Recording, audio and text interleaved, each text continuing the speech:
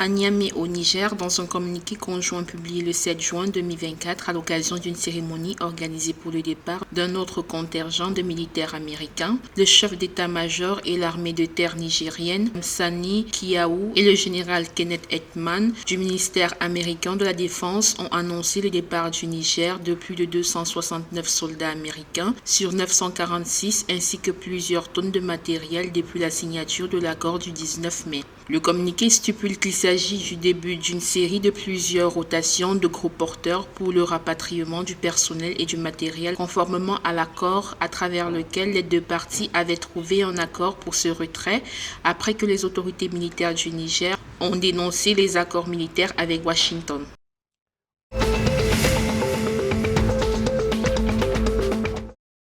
Le Togo a réussi une nouvelle opération sur le marché des titres publics de l'Union monétaire ouest-africaine (UEMOA) le 7 juin 2024. Avec pour objectif initial de mobiliser 35 milliards de francs CFA via une émission simultanée de bons assimilables du Trésor BAT et des obligations assimilables du Trésor OAT, le pays a levé 36,9 milliards de francs CFA, portant ainsi 430 milliards de francs CFA les fonds collectés en 2024 sur le marché financier régional selon les données de l'UEMOA titre. Ceci alors qu'il ambitionne de mobiliser 607 milliards de francs CFA sur le marché financier régional cette année en 2024. Plus en détail, 32,3 milliards de francs CFA ont été obtenus grâce au BAT émis sur une maturité de 182 jours, tandis que 4,6 milliards ont été mobilisés via les OAT stipulés respectivement sur les 3 à 5 ans et des taux d'intérêt annuels de 6,15% et 6,40%.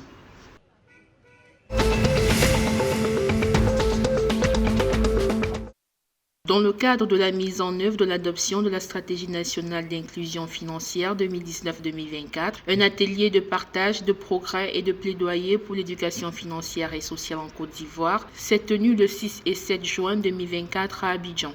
Organisé par l'Institution africaine pour le développement économique et social, cet atelier vise à renforcer les capacités des institutions clés responsables de l'inclusion financière ainsi que les compétences des populations, notamment celles à faible revenu, à accéder et à utiliser judicieusement les services financiers pour le développement de leurs services. Sena Adesso Kwaku, secrétaire général de l'Institut africain pour le développement économique et social, a indiqué que l'objectif était de faire des plaidoyers en soulignant l'importance de l'intégration des compétences sociales et financières des adolescents dans tout système éducatif.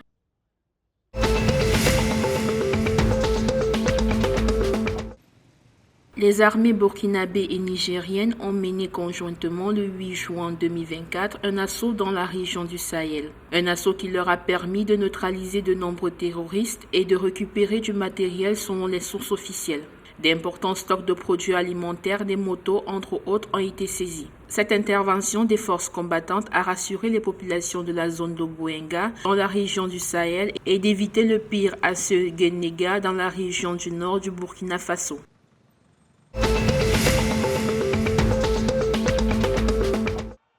Le Cap-Vert s'est incliné face au Cameroun 4-1 samedi 8 juin 2024 lors de la troisième journée des éliminatoires à la Coupe du Monde 2026 au stade Amadou Ahidjo à Yaoundé. Une victoire qui permet aux Lions indomptables de conserver la tête du groupe D avec 7 points tout comme la Libye. Cette défaite du Cap-Vert est la première enregistrée depuis le début des éliminatoires et l'équipe devra réagir face à la Libye à la 4e journée. Le Cameroun, quant à lui, affrontera l'Angola mardi 11 juin 2024.